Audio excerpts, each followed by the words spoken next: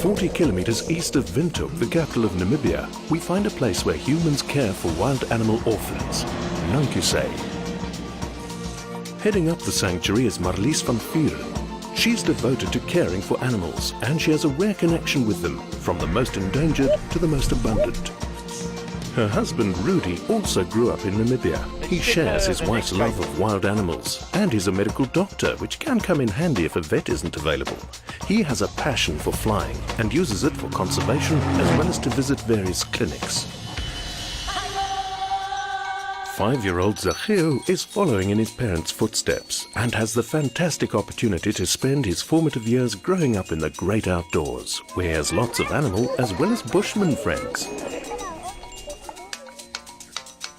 The ancient art of tracking still survives with a handful of bushman trackers. Kivit is Nankusay's expert in reading the signs in the veld. And then, of course, there are the really wild inhabitants of this amazing sanctuary.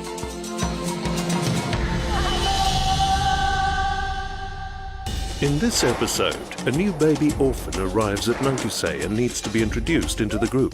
Mарлis spends time with the small baboons in the veld, an outing they always enjoy. Then it's bath time for some, and the orphan Shona struggles to adapt to her new home.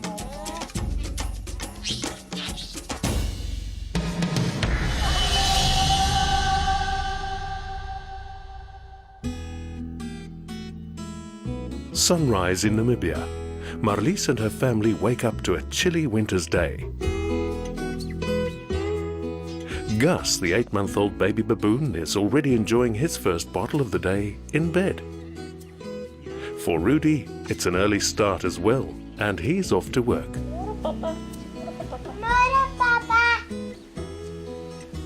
Gus has been with us for almost 6 months now. He's one of 5 baby baboons. He stays with us at night. He sleeps with us in bed with a bottle and a nappy on.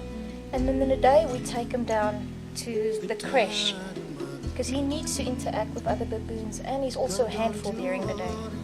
Hey guys. Go. Gus, opstaan. Go. Gus and the other 4 baby baboons who sleep with the volunteers at Nankusay will only enjoy this luxury until they're about 9 months old. Since they're so young, they need constant supervision.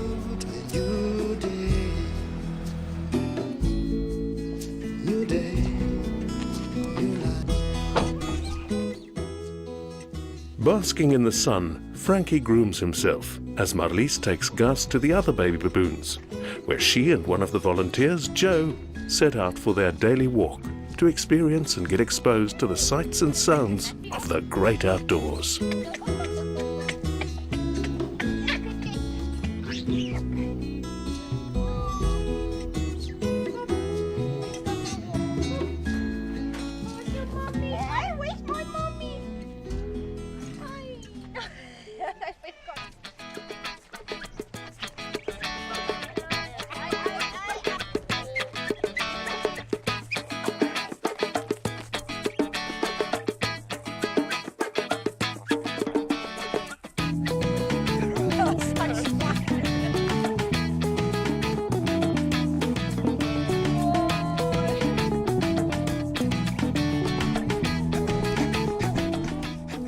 Marlin, being the most courageous and a bit of an extrovert, immediately sets out to see how high he can climb.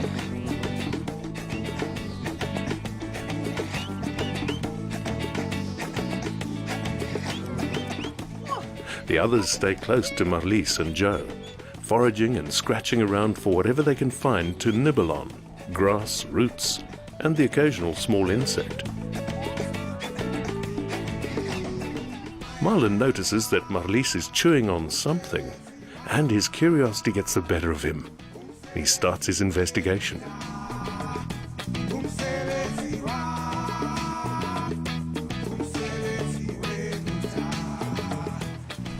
Although the male baboons lead and dominate a troop, they're matrilineal primates, meaning the females have a strong social ranking based on birth within a troop. In the absence of an adult male or female, Mарлis and Joe's presence gives the little ones a sense of security, and they never stray far from them.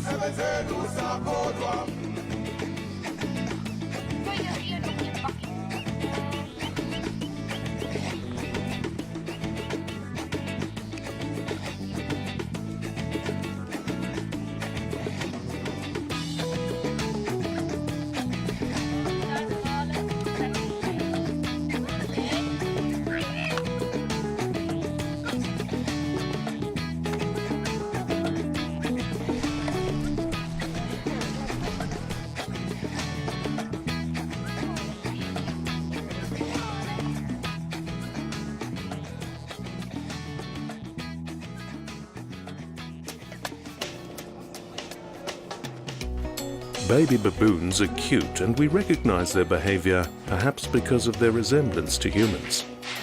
Probably why people like to have them as pets, but they are not humans and have very specific dietary requirements.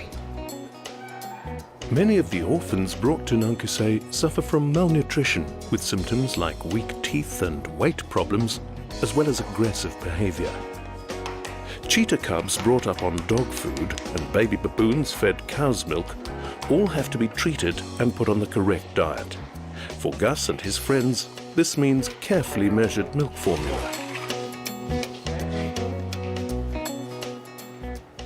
Whether formula or not, at this age the babies don't care, as long as it tastes good and comes in a bottle. The most obvious characteristic that characterizes us all as a primate is the fact that we have opposable thumbs. This gives us the ability to grasp, and rotating your thumb and pressing it towards the fingers provides a secure grip for hanging onto branches and for manipulating small objects, like a bottle. But sometimes a foot can come in handy as well.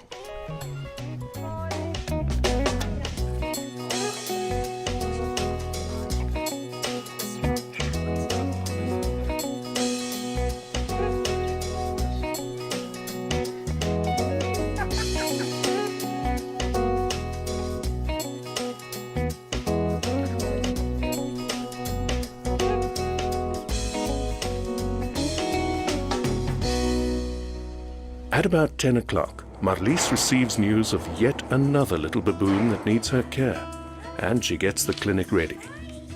Carol arrives a few minutes later with little Shauna clinging to her.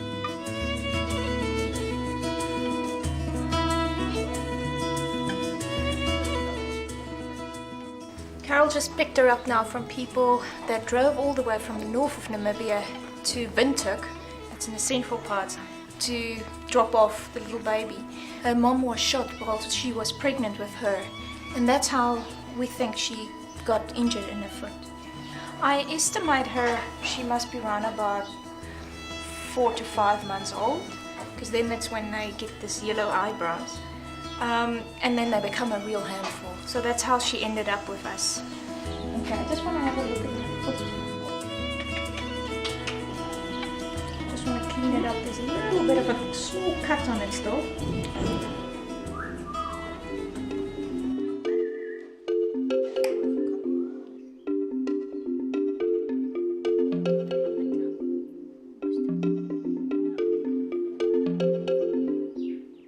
She's in really good state. The only thing with her is she's got an abnormality on her little foot because of an injury, and but she's healthy, she's fat. There's no ticks that I can see on her, and I think she's really in a good state and she's going to fit in very well.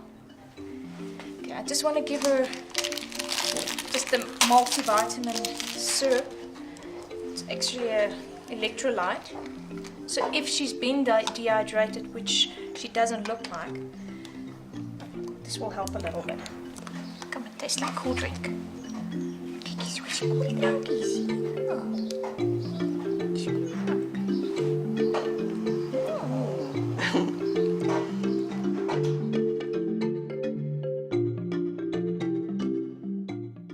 The next step for her is to get reintroduced to the group, and yeah, and then she just has to settle in with the babies.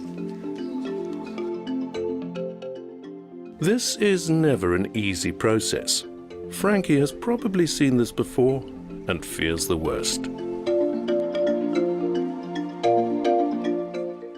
For introduction of a new baby baboon to one of the baby groups, we have to make sure that the age difference are not that big.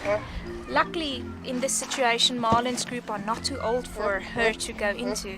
And it normally takes them for 1 to 2 days, and then they're fine. And then from there on, we just have to see that they don't scruffle them too much and that they can always come back to safety, where Carol is now her safety. At first, the others don't seem to mind or even notice Shauna's presence.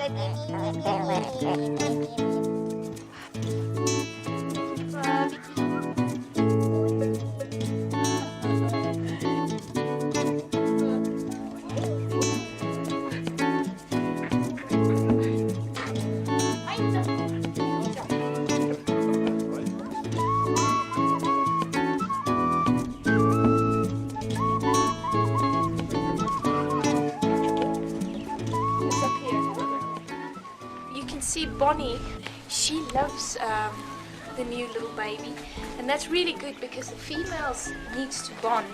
Bonnie is already making friends, she's looking for ticks on her. Okay Carol, I think let's go out and see who picks her up. I think Bonnie will take care of her. They decide it's time to leave Shauna alone with the rest of the infants. But Shauna, fearing for her safety, is very scared. Carol tries to let her go, but she clings on for dear life. Corona, still an infant herself, extends a helping hand, but to no avail.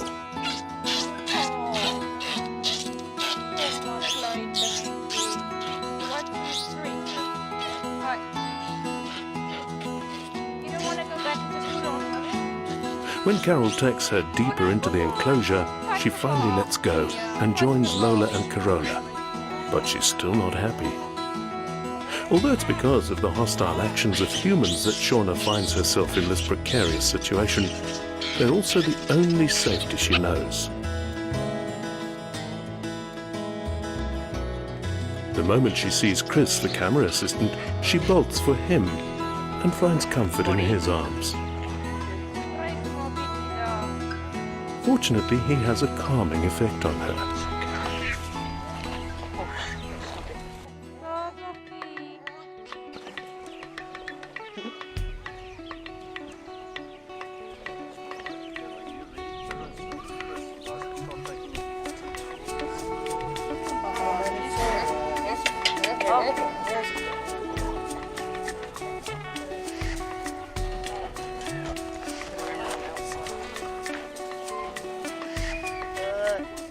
But integrating with the others and as soon as possible is vital to Shauna, and Carol tries again.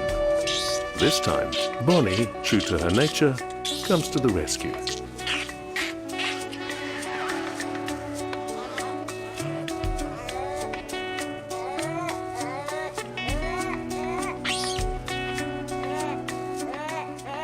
Soon the situation returns to normal, and Marlin and the others carry on with their playing and exploring. People love baboons when they're small and they're pets, and they're sweet, and then they grow up and become dangerous, and then people realize that it's not that easy to have baby baboons and to raise them.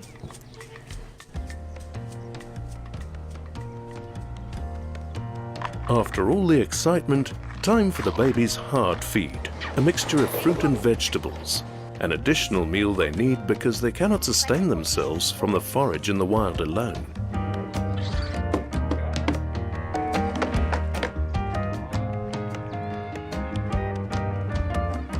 Marlin immediately stuffs his cheeks with as much as he can. You have Marlin there.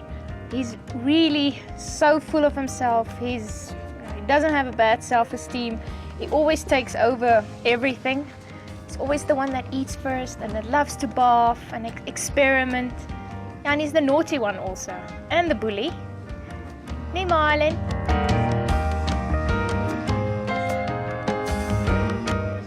With baboons, unlike some other primates like chimpanzees, there is no food sharing. Not even a mother will share food with her offspring. Fortunately, here there is enough for everyone.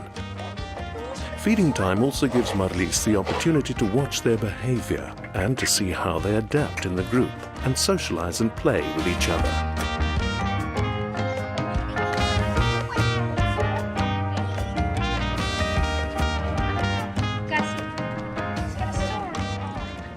We have Lola here, and Lola's not so good in self-esteem, but she's a brilliant mummy. She's taken Corolla in and she's taking care of her 24 hours, which is a very hard job for a baby baboon like her. I mean, she's around about, 6 months old? And for her to carry a baby baboon around the whole time, it's a tough job, and she's doing a very good job of it. Nee, Lola, you're doing a good job. Ay, Marlin.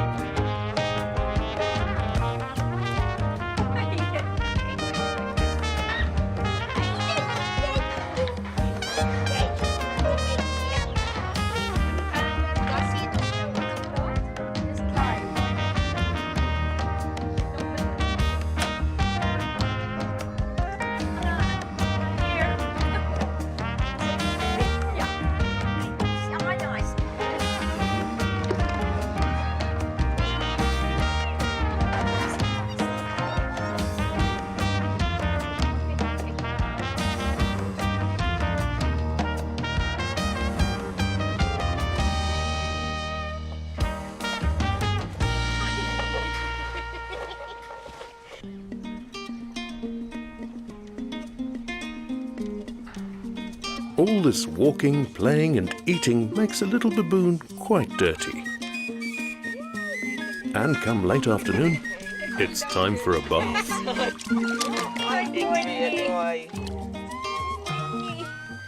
We have Marlin and Lola here in the water, in the bath, and they love to swim. They actually love the bath. If the water gets cold, then they want to get out. So we have to make it warm and, good for them to swim in. We give them a bath every day, all the little ones, just because they sleep with the volunteers and with us. And we don't, a little dust ball like Gus in my bed, because then we have to wash our linen every day. They look like seals. Marlin takes to the bath like a duck to water and thoroughly enjoys the swim. And the two dive and play in the lukewarm water.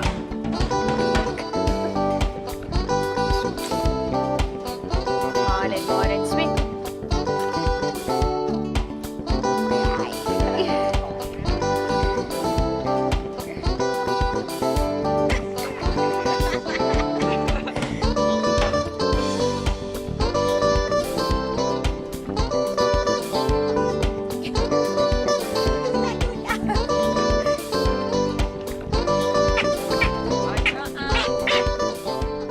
Although not scared of water, bathing is not something baboons do naturally in the wild.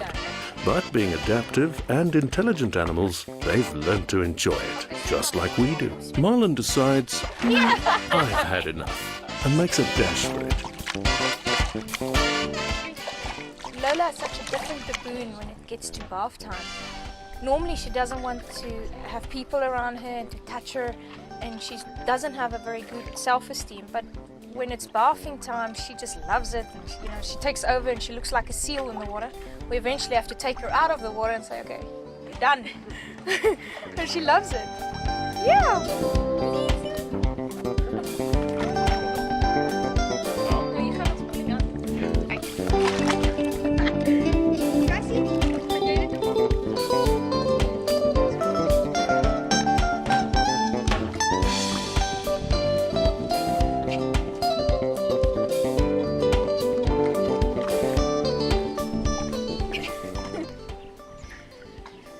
Gus actually, he doesn't like bathing like Lola does. The reason for it is when we found him, he was, around about a month old, and he was found in a water hole in a reservoir with another one, Bonnie, Victoria, and Victoria actually saved his life because she was holding Gussie, and they were just patting water and try to stay above. And I think that's where his trauma comes from. He's really so scared when he goes in the water. He screams and it's a big fuss. Unfortunately, he's so full of dust that he has to take a bath. He can't go to bed with me like this. Cassie, kan jy dit doen?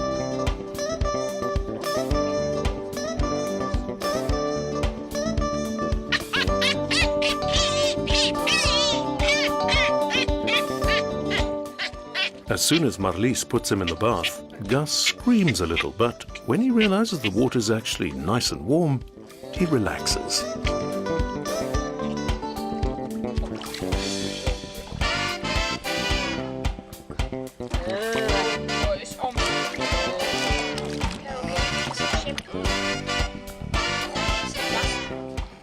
Lola's calm as she looks on, and her presence seems to help to relax Gus.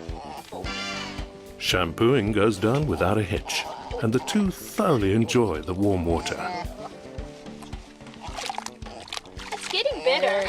It's not that bad anymore, but still, if you let him go now, he's going to jump out. Oh, sorry, makasih. Okay, klaar.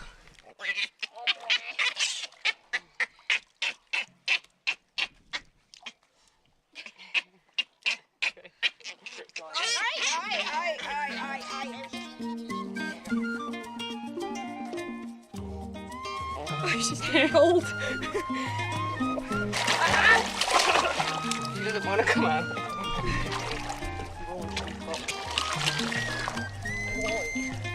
When done, it's a quick dry and cuddle before a soothing bottle. Time for bed. This is the best bit of the bath. I know. Is the bottle afterwards.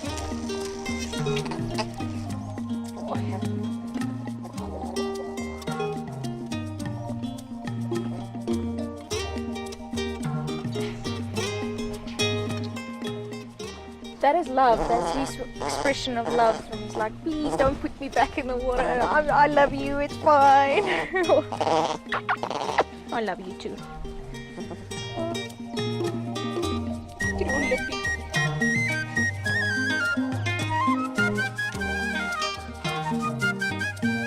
Night falls, and as the moon rises, the Van Vuuren family gets ready for bed.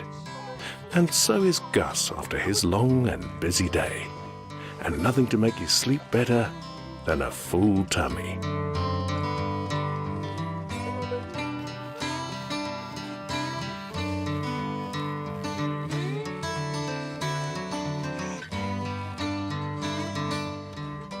Another day filled with action, but always with a happy ending, and calm sets over Nankuse as the day draws to an end.